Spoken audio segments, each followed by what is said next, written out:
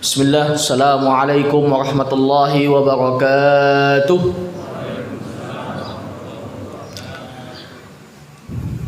Innal hamdalillah nahmaduhu wa nasta'inuhu wa nastaghfiruh wa na'udzu billahi min shururi anfusina wa min sayyiati a'malina. Man yahdihillahu fala mudilla lahu wa man yudlil fala hadiya lahu. Ashhadu an la ilaha illallah wahdahu la syarika lah wa ashhadu anna Muhammadan abduhu wa rasuluhu alladzi la nabiyya wa rasula ba'dah.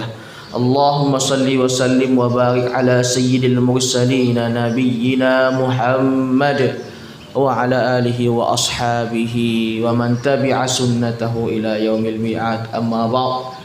Yang kami hormati, yang kami muliakan BKM Masjid Fatimah ya Fatimah. Fatimah tapi ada laki-lakinya Pak ya. Fatimah nama perempuan.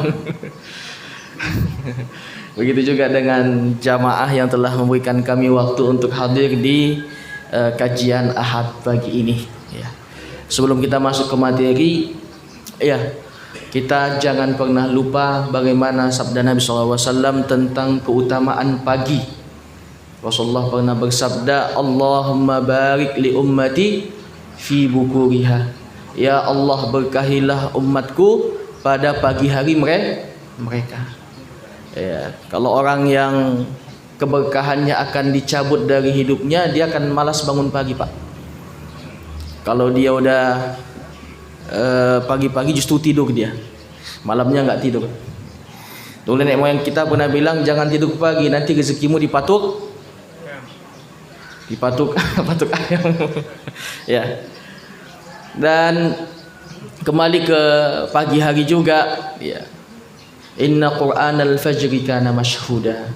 Kata Allah Subhanahu wa taala dalam surat Al-Isra, sesungguhnya salat subuh itu mashhuda, disaksikan oleh para malaikat. Maka kalau kita punya hajat, punya doa, itu bagus kalau kita gunakan pagi hari. Karena malaikat sedang turun Pak pada saat itu. Ya. Kemudian yang ingin kita sampaikan juga tentang pentingnya hadir di masjid untuk menuntut ilmu. Ini penting juga. Karena kata Nabi SAW, majtama'a qaumun fi baitin min buyutillah. Tidaklah berkumpul satu kaum di dalam rumah di antara rumah-rumah Allah. Yatluna kitaballahi wa yatadarasunahu, di mana kaum tersebut membaca kitabullah dan mempelajarinya, illa nazalat alaihimus sakinah, melainkan akan turun di tengah-tengah mereka ketenangan. Wa ghasyiyatuhumur rahmah, dan rahmat akan meliputi mereka. Wa haffathumul malaikah, dan sayap-sayap para malaikat akan menaungi mereka. Wa dzakarahumullahu fi man indah, dan Allah akan menyebut-nyebut mereka di sisinya. Ini Pak, kalau orang yang senang hadir di majelis ilmu, hatinya tenang di majelis ilmu, maka inilah orang yang insya Allah bersih hatinya. Tapi sebaliknya, orang yang tidak tahan duduk di majelis ilmu, tapi dia tahan duduk di majelis-majelis kelalaian, hati-hati. Hati-hati. Ini adalah orang-orang yang dikhawatirkan akan jauh dari rahmat Allah Subhanahu wa taala.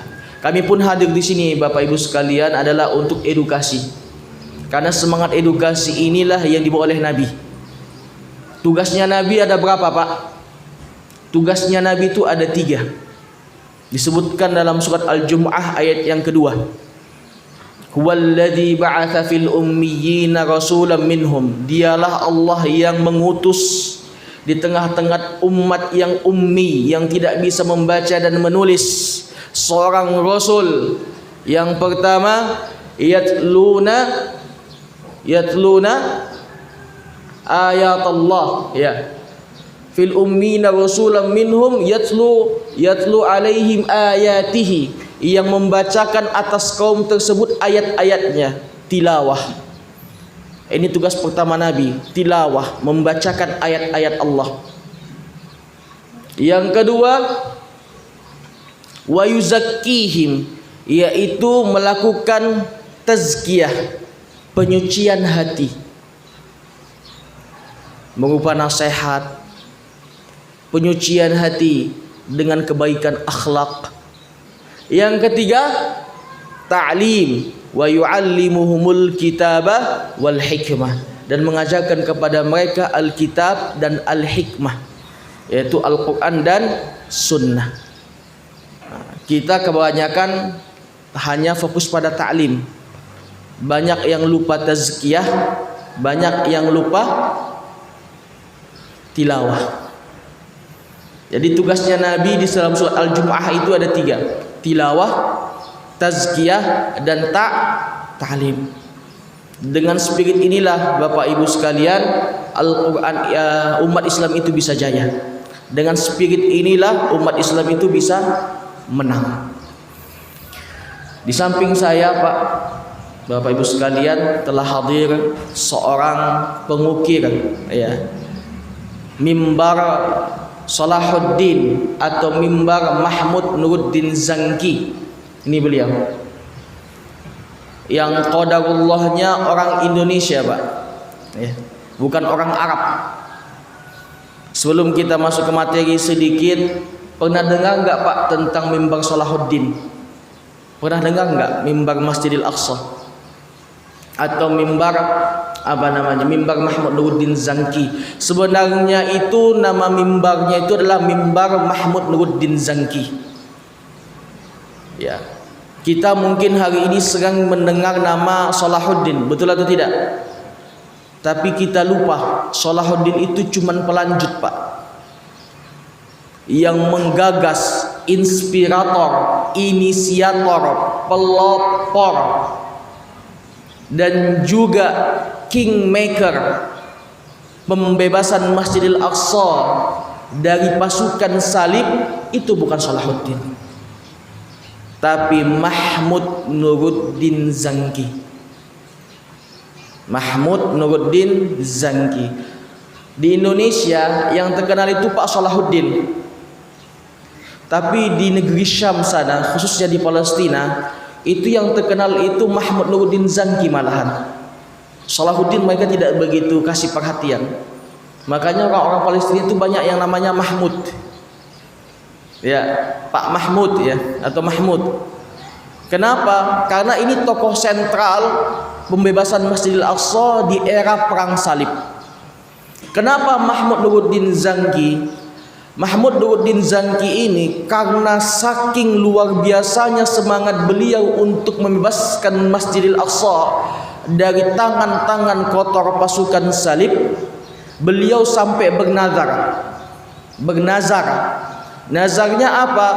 Beliau membuat sebuah mimbar. Ini kan Mahmud Nuruddin Zanki ini Pak tinggalnya di Suriah dulu. Bukan Suriah namanya, tapi Damaskus, ya. Sekarang menjadi termasuk negara Suriah.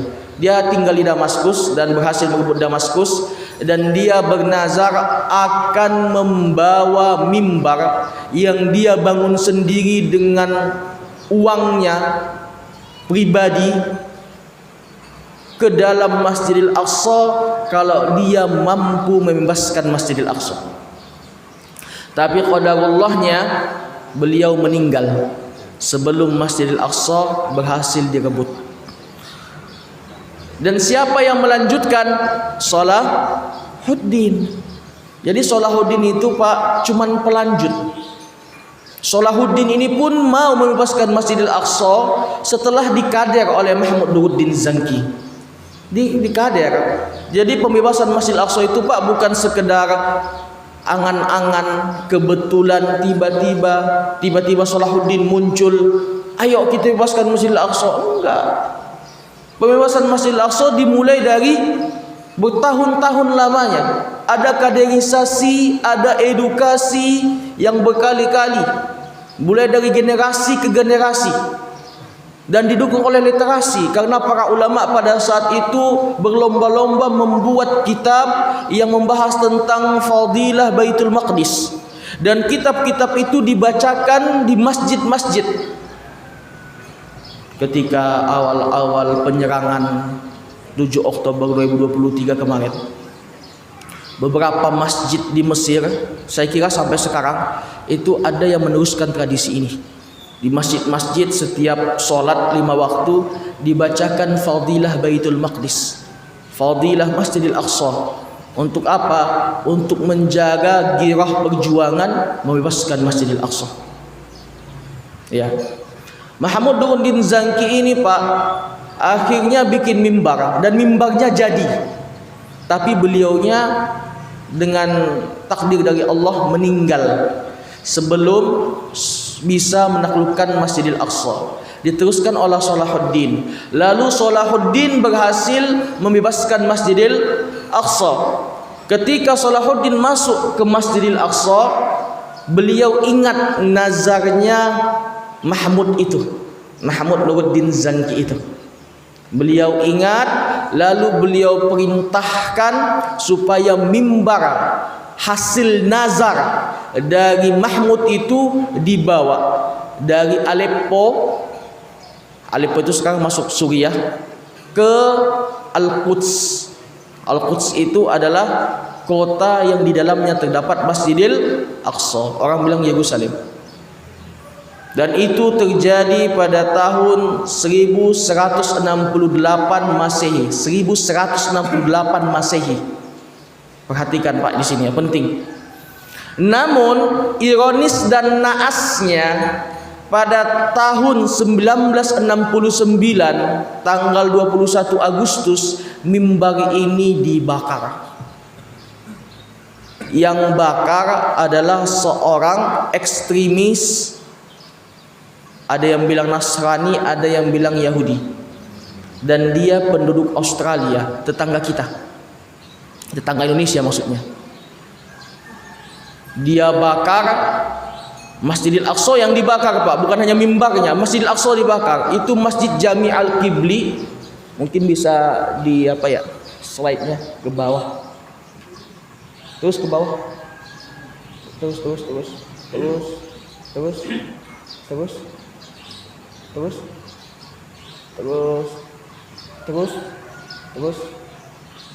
Terus ke bawah lagi. Terus lagi.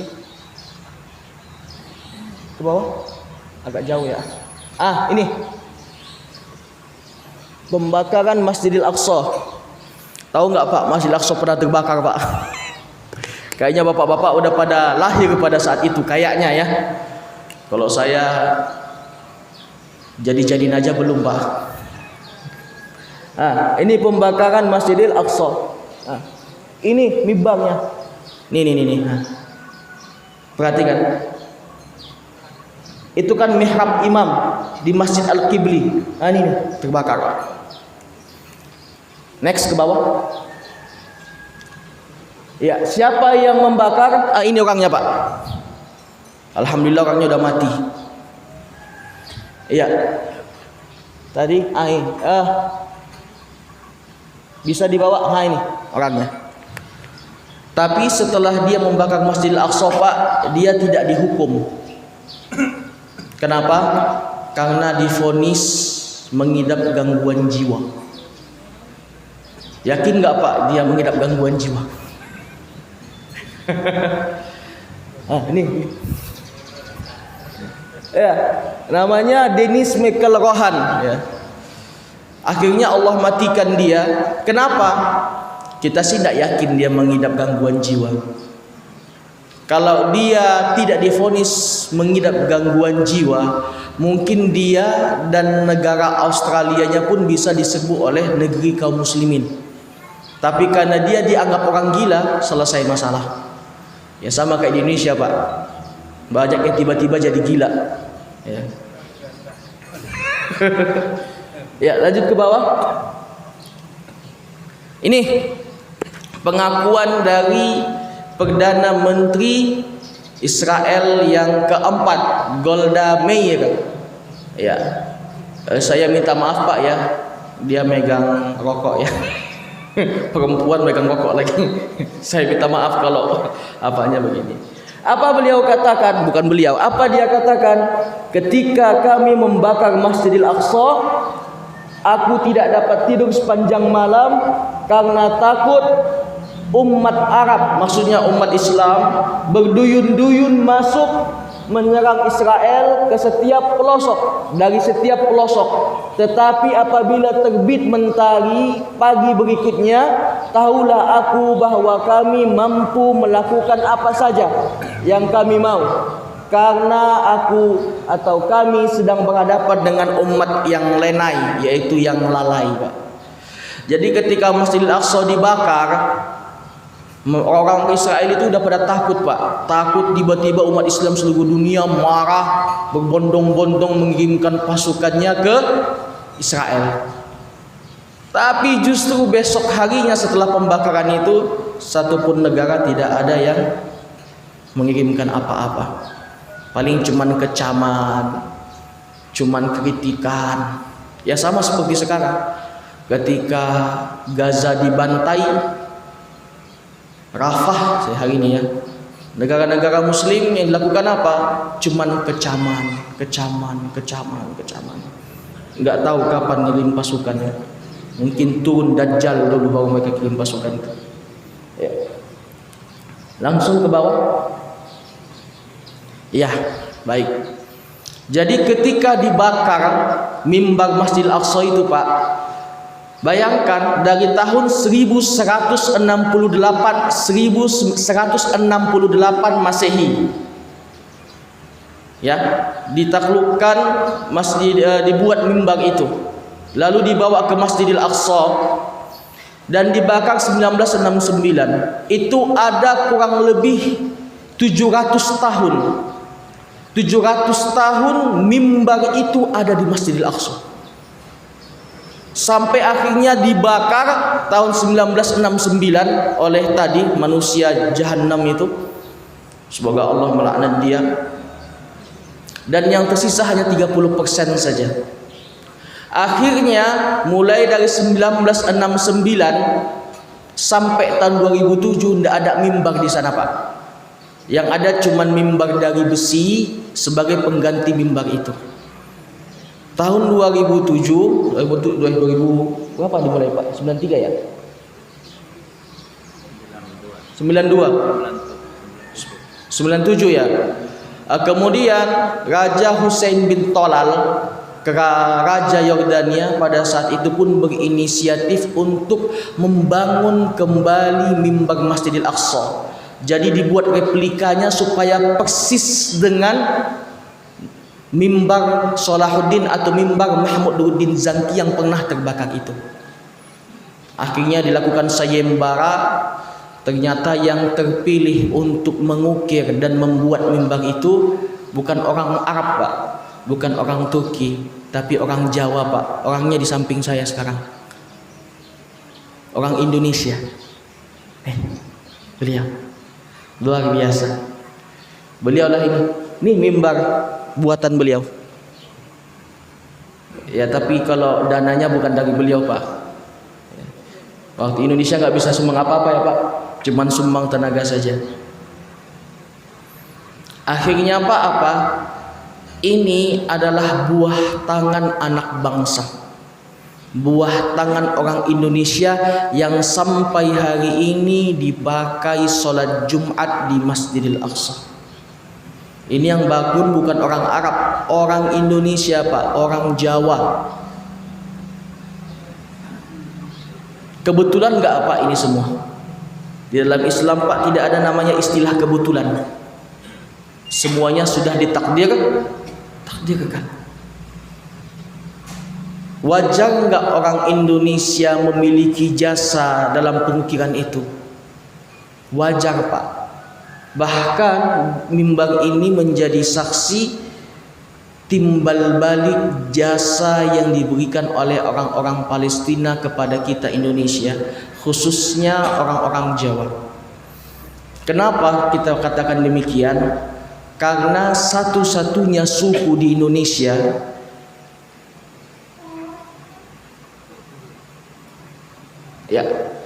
satu-satunya suku di Indonesia yang memiliki hubungan cinta, yang memiliki hubungan cinta, hubungan romantis, hubungan asmara dengan orang-orang Arab di Palestina itu adalah suku Jawa. Kenapa suku Jawa, Pak?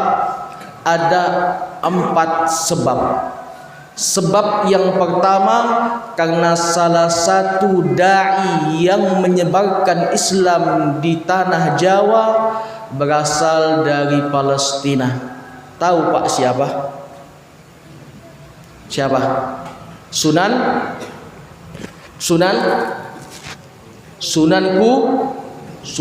Kudus. Kenapa Sunan Kudus? Sunan Kudus itu nama aslinya Syekh Ja'far As-Shadiq.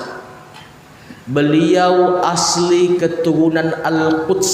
Al-Quds itu Pak nama Islam dari Yerusalem. Yerusalem itu Pak bahasa Ibrani. Urshalim atau Yerusalem, bahasa Arabnya Darussalam. Di zaman para ulama terdahulu dan masih dipakai sampai hari ini, namanya salah satunya adalah kota Al-Quds.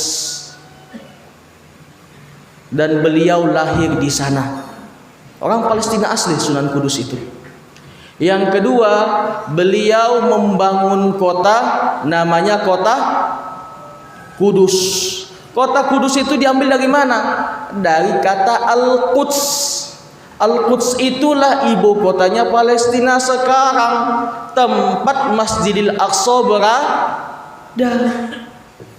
Tapi karena orang Jawa agak susah pakai qalqalah ya, Al-Quds gitu ya. Jadi Kudus ya. Alif langnya dihilangkan, Pak. Ini yang kedua, Pak. Yang ketiga, saya pernah ke Kudus ya. Saya bukan orang Jawa. Kalau saya ngomong seperti ini saya orang Jawa, saya subjektif. Saya orang Sumatera. Tetapi ketika saya melihat fakta-fakta sejarah ini, saya agak sedikit iri dengan orang Jawa. Ternyata hubungan antara orang Jawa dengan Palestina itu luar biasa.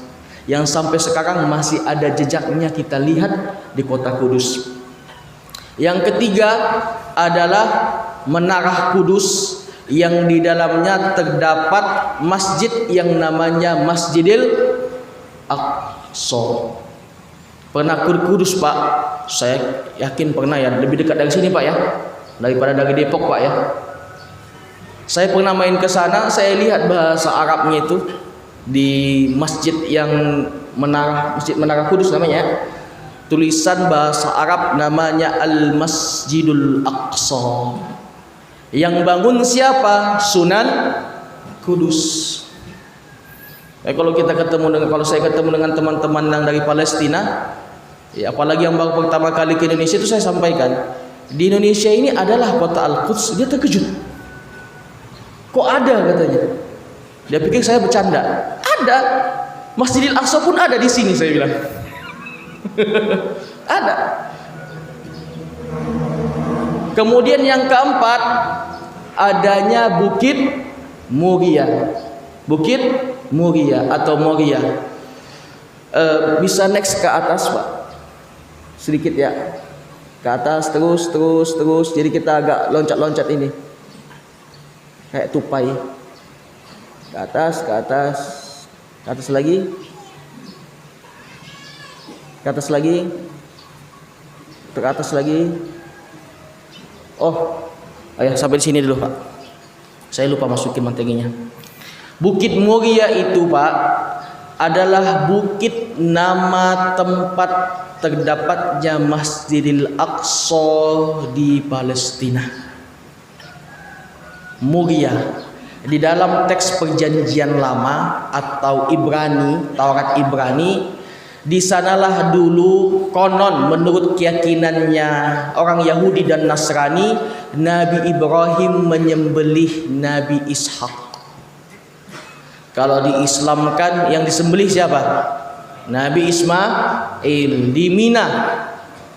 Kalau menurut versinya mereka, wallahu a'lam apakah ini benar atau tidak, yang disembelih itu bukan Ismail tapi Nabi Ishak, dan itu disembelih di Bukit Muria. Bukit Moria itulah tempat Masjidil Aqsa hari ini. Yang puncak Bukit Moria itu adalah Qubbah As-Sakhrah. Qubbah As-Sakhrah itu Pak, yang kubahnya warna kuning kalau kita lihat di Masjidil Aqsa. Ya, paham sampai di sini Pak?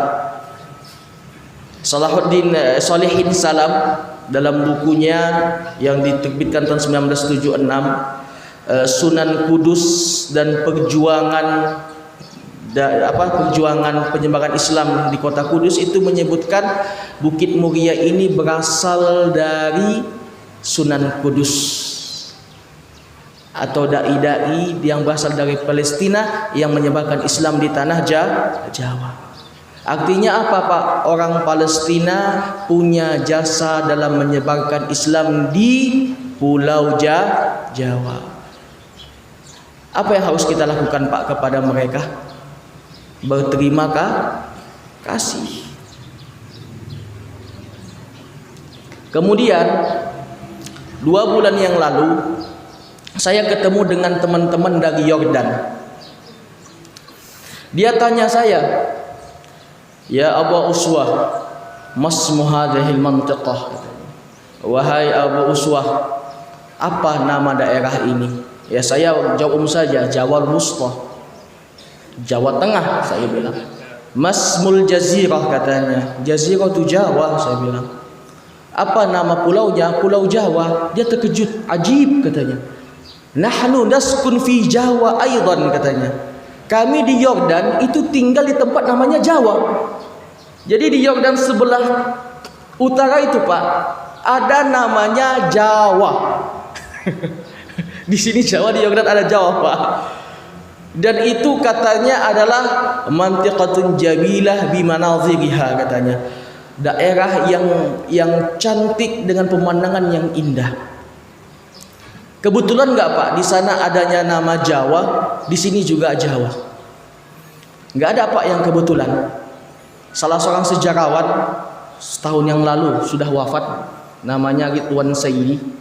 Beliau budayawan juga. Itu mengatakan yang memberi nama Jawa pada Pulau Jawa adalah orang-orang Palestina. Bukan saya yang mengatakan Pak, saya bukan ahli sejarah, beliau yang mengatakan. Yang memberi nama Jawa untuk Pulau Jawa dan suku Jawa itu adalah orang-orang Palestina. Dan salah satu generasi pertama orang Palestina yang hadir di Indonesia adalah generasinya Sunan Kudus. Artinya apa Pak?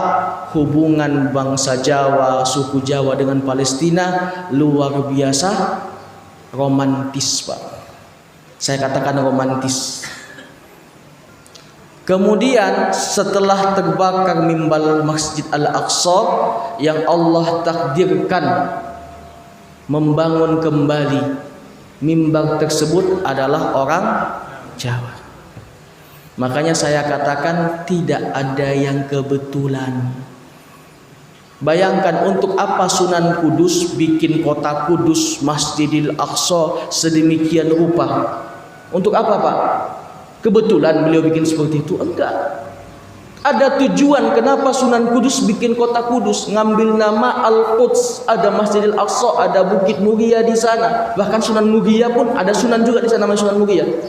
Apakah itu terjadi kebetulan? Tidak.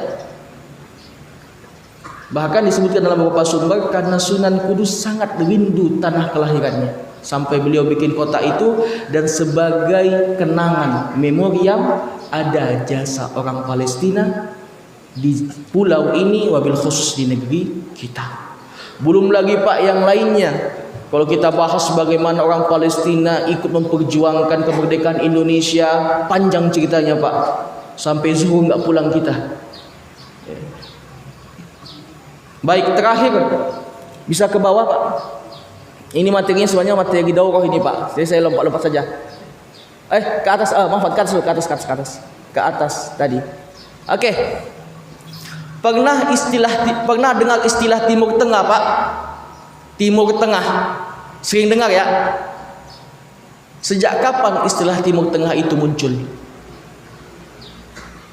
Yang memberi nama istilah Timur Tengah itu adalah orientalis Barat. Sebelum tumbangnya Turki Utsmani, tidak ada istilah Timur Tengah ini menyebar di tengah-tengah kaum muslimin, tidak ada. Karena orang-orang Yahudi itu benci dengan Arab. Kalau saya buka lagi nanti, mereka itu luar biasa bencinya kepada Arab. Di Indonesia juga banyak Pak yang benci sama Arab. Mereka bilang bangsa Arab itu bangsa budak. Kenapa? Karena Nabi Ismail berasal dari Hajar. Hajar itu mereka anggap budak. Kedengkian mereka luar biasa. Kenapa orang Yahudi itu tidak mau beriman kepada Nabi Muhammad? Karena Nabi Muhammad itu berasal dari bangsa Arab, bukan dari Yahudi. Ya, dari Israel, Bani Israel tidak mau mereka. Mereka merasa hina. Ini Pak, lihat. Ini Palestina. Ke bawah lagi. Lihat. Itu Palestina itu ada di nomor berapa itu? Nomor 2. Bisa dilanjut lagi, Pak? Di bawah. Terus. Oke. Ya. Lihat, Pak. Palestina itu bagian penting dari negeri Syam. Negeri Syam itu terbagi menjadi 4 negara sekarang. Dan 4 negara ini adalah hasil buatannya pemenang Perang Dunia Pertama. Siapa pemenang Perang Dunia Pertama? Inggris, Perancis, Rusia. Ada namanya perjanjian Sykes-Picot, di mana mereka membagi negeri Syam menjadi 4 negara setelah Turki Utsmani kalah Perang Dunia Pertama. Yang pertama Palestina, yang kedua Suriah, yang ketiga Yordania, yang keempat Lebanon. Ajaibnya Pak, negeri Syam ini, wabil khusus Palestina, itu adalah titik pertemuan 3 benua. Benua apa aja? Lihat. Benua Afrika, benua Eropa, dan benua Asia. Orang Eropa kalau mau ke Afrika harus melalui negeri Syam. Khususnya Palestina, karena Gaza itu adalah ujung dari perbatasan antara benua Asia dan benua Afrika. Kalau orang Afrika mau ke Eropa, dia harus melalui Suriah. Orang Eropa kalau mau ke Asia harus melalui Yordania. Makanya kenapa mereka menyempilkan Israel, orang-orang Yahudi laknatullah alaihim itu, di tengah-tengah negeri Syam, yaitu Palestina hari ini. Tujuannya menjaga pintu itu. Pintu apa? Pintu masuknya 3 benua.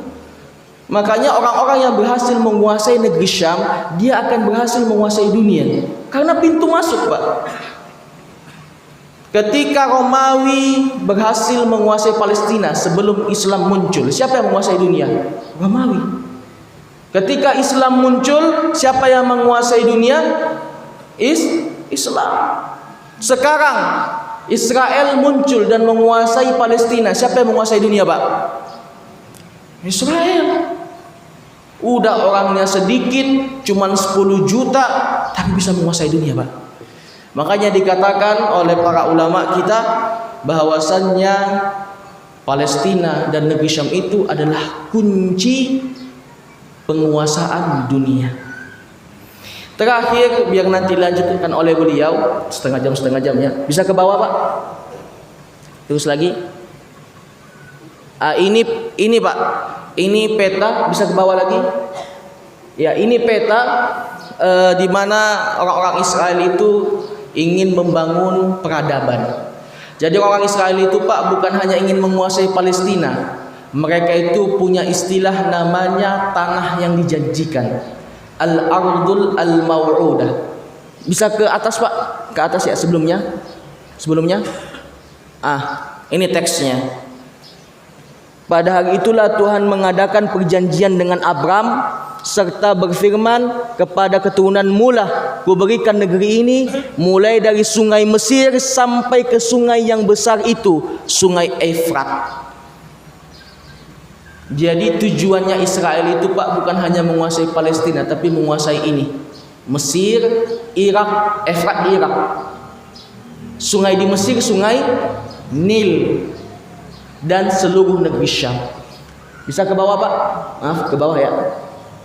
Oke, inilah yang ingin mereka bangun, petanya mereka nanti. Dan ini mereka wujudkan. Palestina itu hanya pusat saja. Ke bawah. Ya.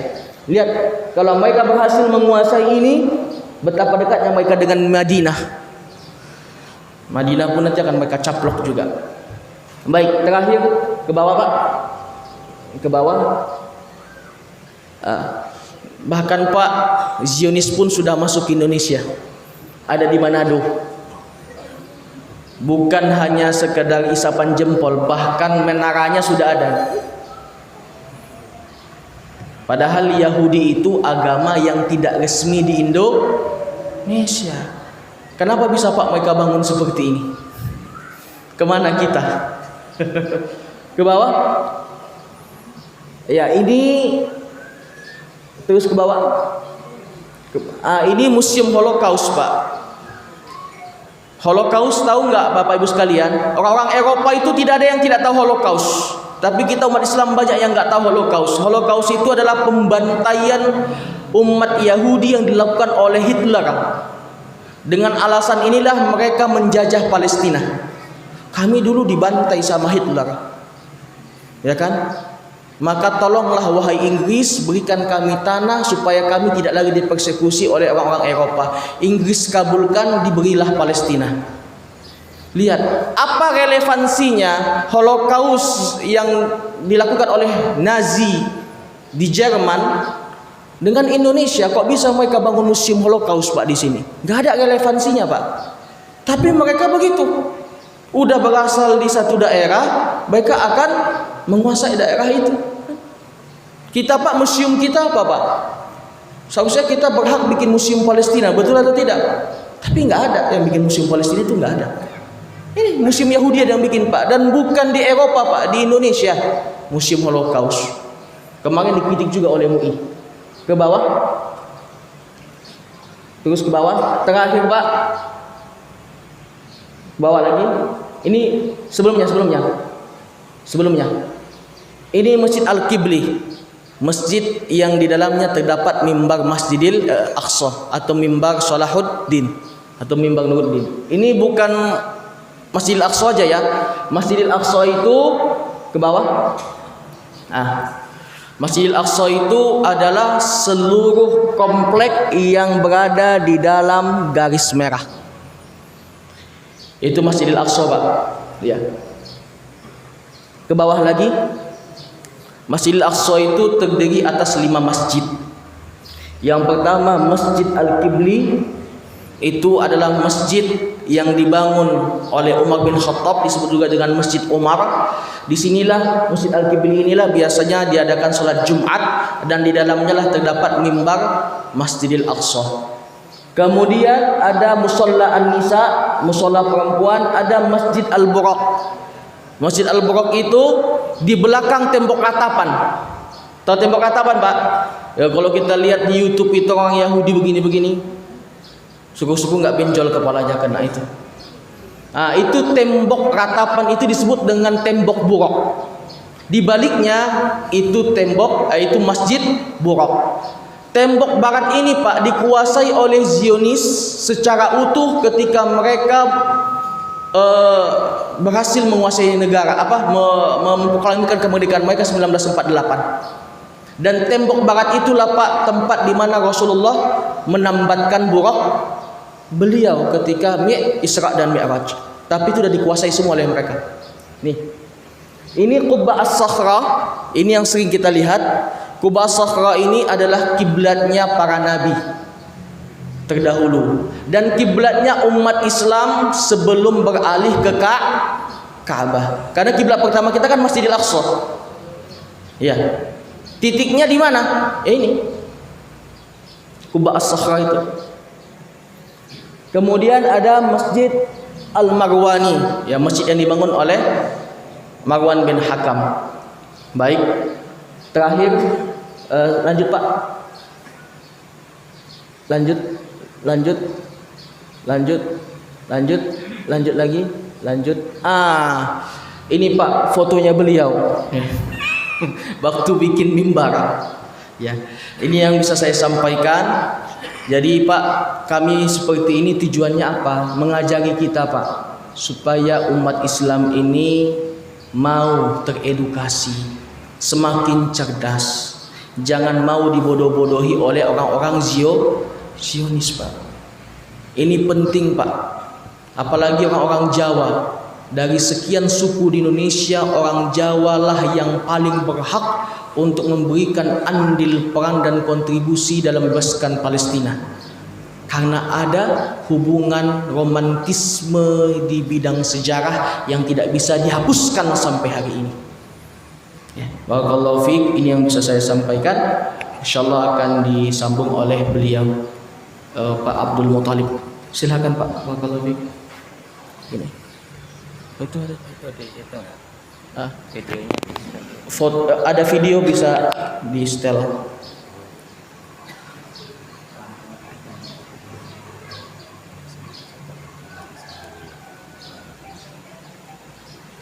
Ada suaranya.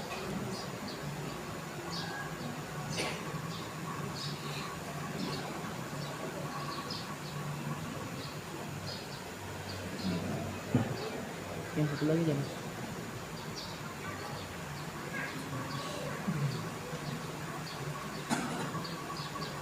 Udah.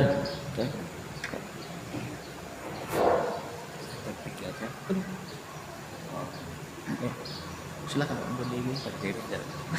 Duduk aja Pak. Assalamualaikum warahmatullahi wabarakatuh. Alhamdulillah, kita semua masih diberi rahmat dari Allah. Kita bisa bermasa dalam Islam ini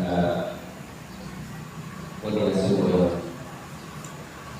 Para bapak ibu yang dimuliakan Allah dan saya hormati, tadi sudah dipaparkan sama Ustaz Fatah bahwa beliau ini sejarawan Palestina. Tadi sudah banyak lebar bapak ibu sekalian sudah mengingatkan. Di sini saya mau hanya menceritakan kronologinya tentang saya mengukir mimbar Al-Aqsa yang sekarang terpasang dari Nuruddin Zaki ataupun Salahuddin Zaki yang buat mimbar terdahulu itu sudah hancur karena dibakar sama Zionis dari Australia. Ya. Jadi Bapak Ibu sekalian bisa melihat ini ada video sedikit yang bisa Bapak Ibu nanti membayangkan gimana sih itu mimbarnya. Jadi di sini saya bukan bercerita tentang sejarah, tetapi perjalanan saya bagaimana kok saya bisa terpilih menjadi pekerja atau tukang ukirnya. Jadi berawal dari tahun 1969 tadi, mimbar itu dibakar orang Zionis. Konon katanya itu mimbar waktu itu ketika dibuat khutbah itu bisa membuat semangat yang membara bagi umat Islam, tentunya di Palestina.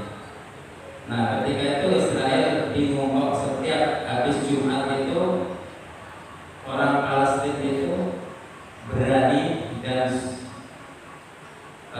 istilahnya itu sampai keberaniannya itu menggebu-gebu. Jadi dulu itu umat Islam di sana itu jaya. Nah, ketika sudah dibakar tahun 1969 sampai 2007 itu kosong, nggak ada mimbar. Hanya ada mimbar yang dari besi. Nah, dari kerajaan Yordania pada waktu itu adalah Raja King Hussein mau mengembalikan bikin mimbar atau replika mimbar yang dibikin sebisa mungkin sama yang dulu. Jadi pada tahun 1997 itu bikin sayembara dengan mengeluarkan vaksinil dari kerajaan Jordania untuk seluruh dunia Islam tentunya. Nah, selepas itu di mana ada negara banyak yang Islam itu dikasih vaksinil semuanya. Pada waktu itu baru ada vaksinil, bukan lewat WA ya Pak ya. Jadi datang ke vaksinil itu datang ke Bandung, tepatnya di Bapak Mahmud Bukhari bersama Pak Nukman. Beliau ini menerima itu, jadi mencari orang yang mau, istilahnya mau kerja sama dengan kerajaan Jordania. Nah, tetapi dalam 1 tahun itu vakum, nggak ada yang mau. Tetapi alhamdulillah saya tiba-tiba saya bersilaturahmi sama Bapak Mahmud. Bapak Mahmud bercerita panjang lebar segala macam. Nah, akhirnya menjurus ke pengukiran. Sedangkan saya emang tukang ukir karena saya orang dari Jepara. Nah, tetapi ketika saya ditawarin pekerjaan itu, saya begini, mau nggak kalau kerja ke ini bikin jembatan untuk Palestina. Nah, jadi di Palestina itu saya pikirnya hanya perang saja. Saya tidak tahu apa itu Palestina. Kan sampai sekarang pun kalau yang tidak tahu ya hanya itu Palestina di mana perang, gitu ya Pak ya. Nah, tetapi saya tidak pikir panjang, saya katakan bilang oke, saya mau kalau ini bisa untuk istilah membuat umat Islam kembali lagi berjaya di Palestina, oke saya mau. Terus beliau bilang, apa kamu nggak takut nanti ini bukan acara? Saya tegas sekali lagi karena waktu itu saya agak bandel dan saya bilang ini, oke saya mau gitu. Benar, mau Pak. Nah, kenapa saya mau? Karena merasa kayak ini kerjaan luar biasa. Nah, tetapi dalam tahun 1997 itu nggak jadi sampai akhirnya tahun 2002. Jadi menunggu itu berapa tahun? 5 tahun ya. Nah, 5 tahun Bapak bayangin, 5 tahun itu saya menunggu dan ada kabar berita. Kadang ada kabar nomor hilang lagi. Jadi ketika 2007 itu saya suruh bikin sampel itu sulit sekali itu karena ukirannya yang kecil-kecil. Ini tadi saya bawa satu yang aslinya. Jadi ketika saya bikin sampel itu Pak, saya bawa ke Bandung lagi. Di situ di rapat sama rektor ITB juga ada dari Pak Nukman. Pak Nukman itu dari Girano yang terkenal dengan desainnya 1000 masjid. Kalau Pak Mahmud itu dari Konsulat dan saya sendiri hanya tukang pengukir saja. Tapi waktu itu ya Allah, saya merasa terhormat itu istimewa orang-orang besar di situ hanya menunggu saya yang datang dari Jepara. Saya hanya pakai kaos oblong, mereka pakai dasi segala macam. Mungkin agak rapi ya biasanya, saya udah biasa. Jadi singkat cerita saya harus berangkat 2002 ya Pak. Dan yang tadi saya bawa contoh itu dibawa beliau untuk dibawa ke Jordan langsung tepatnya di University Al-Balqa.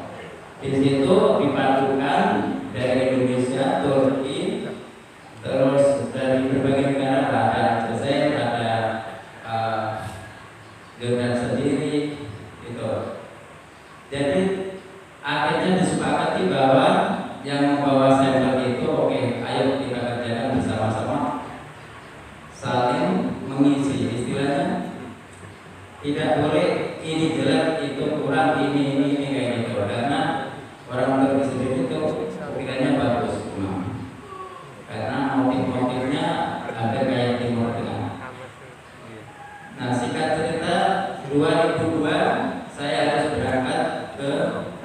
Jordania untuk mengerjakan mimbar tadi.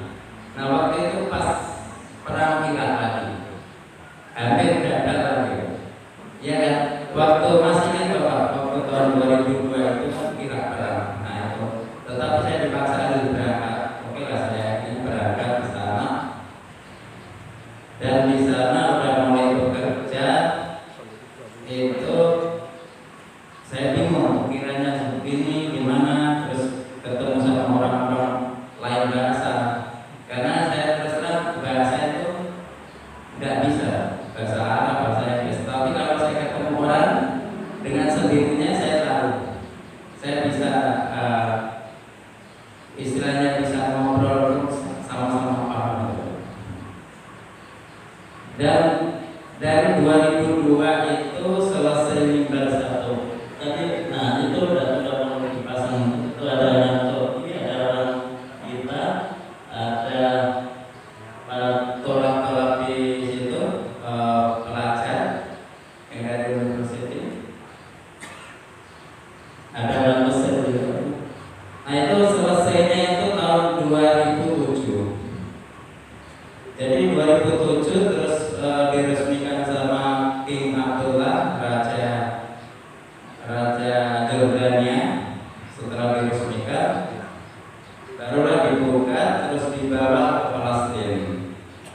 Jadi dibawa ke Palestina itu dibongkar sampai dimuat sekitar kurang lebih itu 5 atau 6 truk. Tapi truk yang kecil-kecil, dengan cara itu dibungkus pakai kain yang anti api. Takutnya itu di perjalanan itu arah-arahan Mbak, itu saya sampai bingung. Saya juga belum pernah seperti itu. Arah-arahan itu melebihi ngarah presiden di sini Mbak. Itu saya seperti itu, saya diarah seperti itu. Jadi dalam perjalanan pertama itu polisi motor, lepas itu motor, mobil polisi, ambulan, terus di belakangnya itu mobil pemadam. Lepas itu truk 1 2, terus mobil saya. Belakangnya lagi seperti itu lagi, belakangnya lagi seperti itu lagi. Jadi di arah itu sampai segitunya. Nah, selepas sampai di di Palestina Al-Aqsa, itu di imigrasi itu saya sendiri yang bertahan.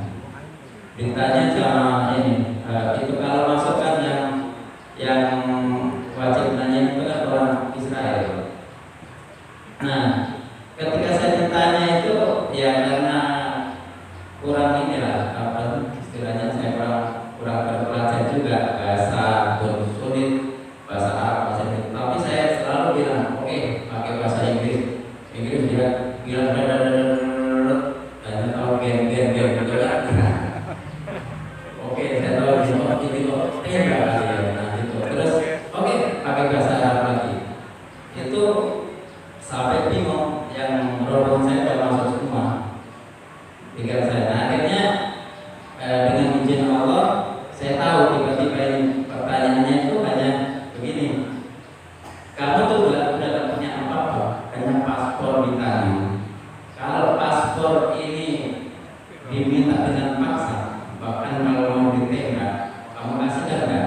Jadi saya itu yang gen-gen itu tembak gitu. Nah, terus dengan spontan saya jawab, oke, bahasa Arab.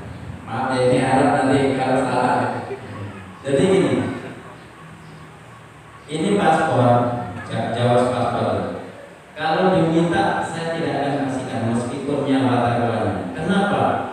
Saya punya anak, punya istri. Jadi anak fi aulad fi zawjah.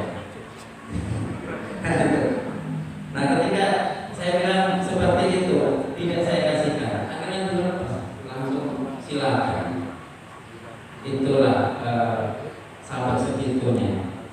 Jadi di sini udah sesak sudah sebenarnya. Tapi karena saya merasa berat, misalkan saya hilang di sana pun kerajaan Jordania tahu bahwa Pak Abdul Muttalib ini dikirim ke sana.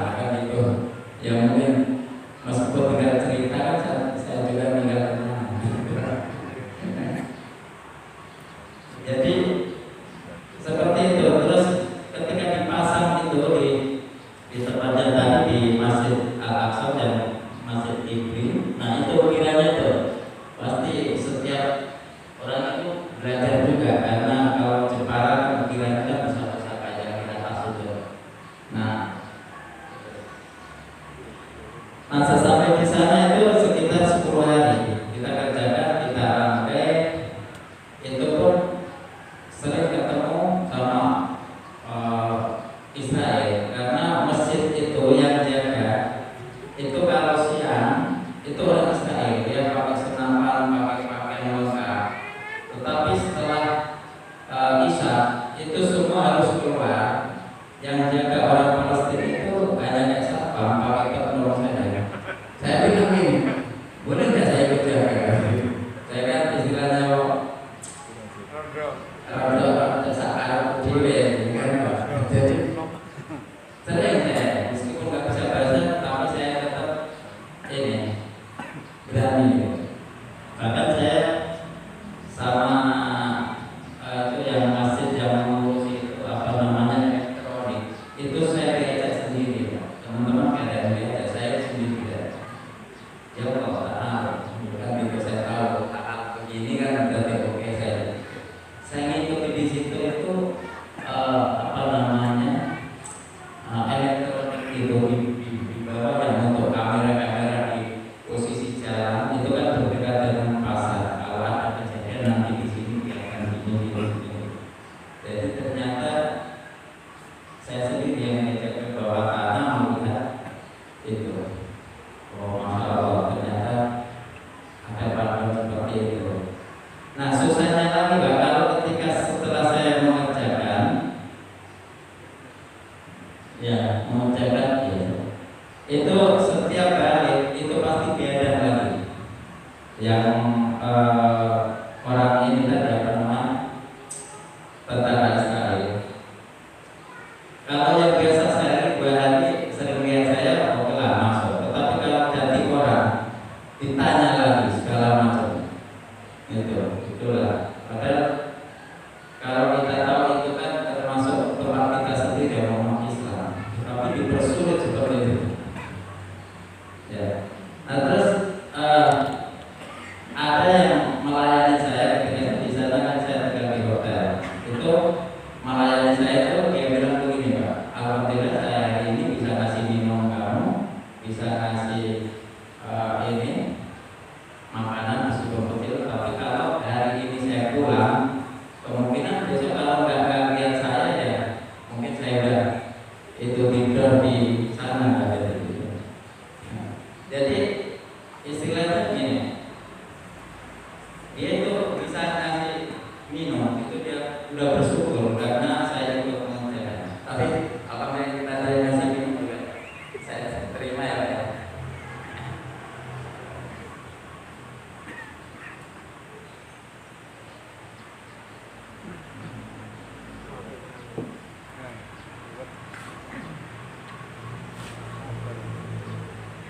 Jadi mimbar itu Pak, setelah selesai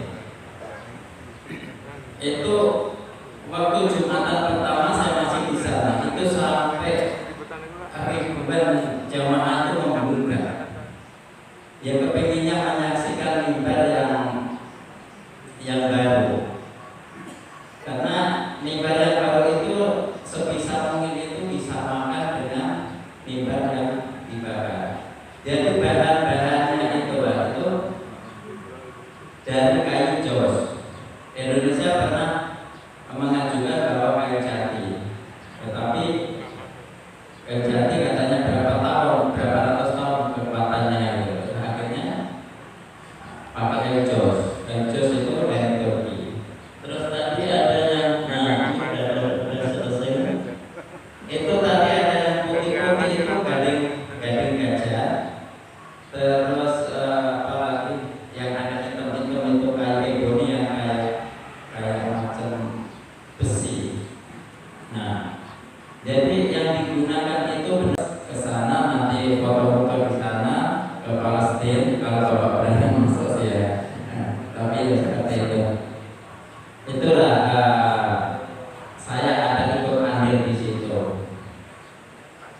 Jadi sekali lagi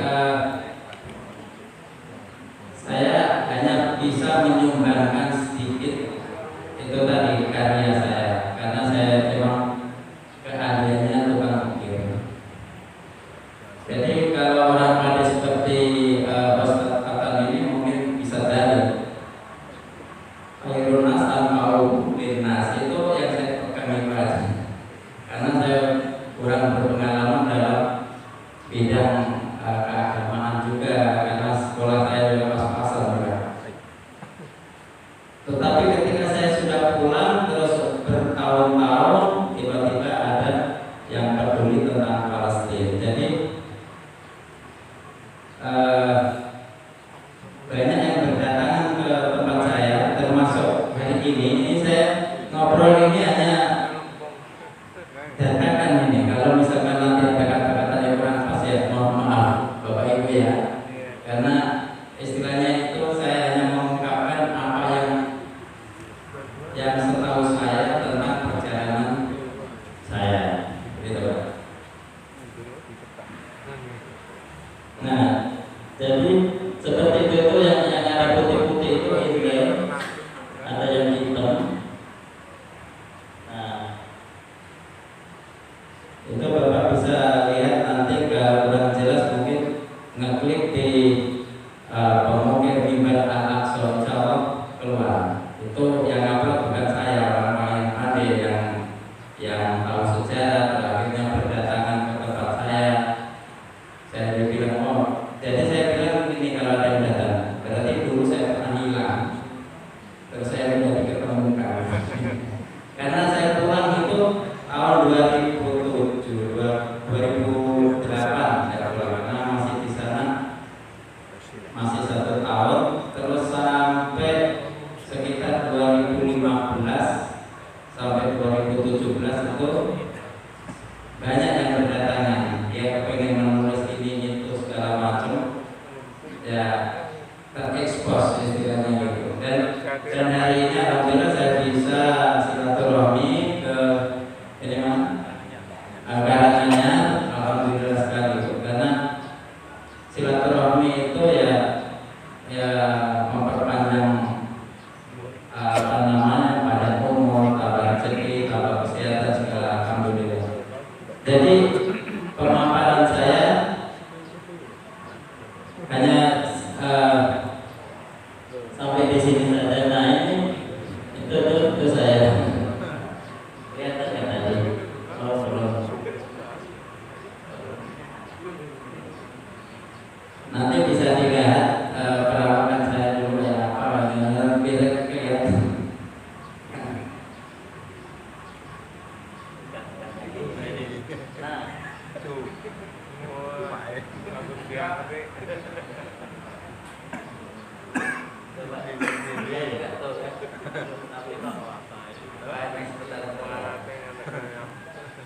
Ngumpulin dokter, ngumpulin dokter anaknya. Nah, Ini saya ngobrol itu seperti itulah pengalaman saya dulu. Jadi semua gue orang Jakarta. Aku master juga. Jadi kita tahu sedikit untuk perjalanan di Israel, di Palestina itu. Saya sudah berkeliling 1 hari itu dari Masjidil Aqsa, terus ke Hebron, terus ke Ramallah. Itu di perjalanan setiap berkali-kali itu pasti diberhentikan tentara Israel dengan senapannya yang panjang. Tetapi saya dengan modal senyum, saya kan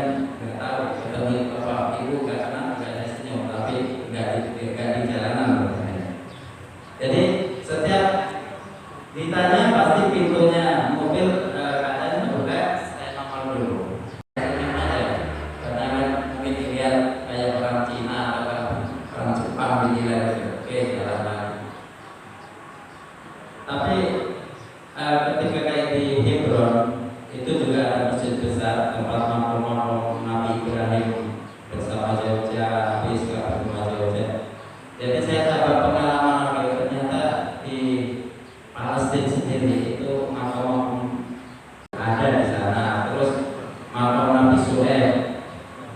Cuma orang-orang yang kaya itu sukanya ceritanya laut matinya saja, karena untuk hiburan. Orang kaya kan biasa, oke, ke Jordan, Petra dan laut mati, dia berada di sana terapung kan. Nah itu sebenarnya situs-situs itu benar karena termasuk ikut negeri saja, ya begitu. Jadi saya pengalaman itu dengan berjalannya. Dan alhamdulillah sampai sekarang ini ketika saya ikut mengerjakan mimbar untuk Palestina itu berkahnya saya rasakan. Sampai sekarang ini saya dipanggil kemarin itu ke Jeddah itu disuruh mempelajari mengukir di Jeddah. Saya baru pulang kemarin, belum ada 2 minggu kali. Nah, ini pun sudah dikirim tiket lagi. Habis lebaran nanti, habis Idul Adha, saya harus ke sana lagi tanggal 21. Karena itu tadi, karena saya ikut mengerjakan, itu dikatakan berarti saya itu pandai mengukir. Jadi alhamdulillah itulah berkahnya. Bahkan ceritanya besok itu saya hanya punya murid 3. Yang kemarin muridnya itu hanya 6, tetapi banyak semua. Nah, itu. Tapi saya istilahnya saya tidak upload terus saya ini kabar-kabar dan sampai ke saya ingin aja biar saya malu kadang nanti kayak dikira kayak begini lah. Tapi itulah yang saya alami. Jadi alhamdulillah masih seumur saya ini, umur saya udah kepala 5 lebih ya.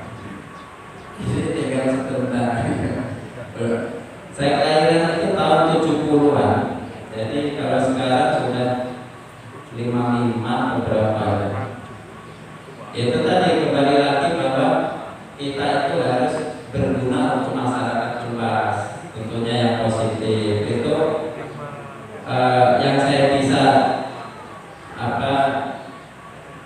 yang saya bisa nasihatkan sedikit seperti itu. Jadi untuk itu kiranya kalau ada salah kata yang kurang pas, nanti salam, Assalamualaikum warahmatullahi wabarakatuh. Tetapi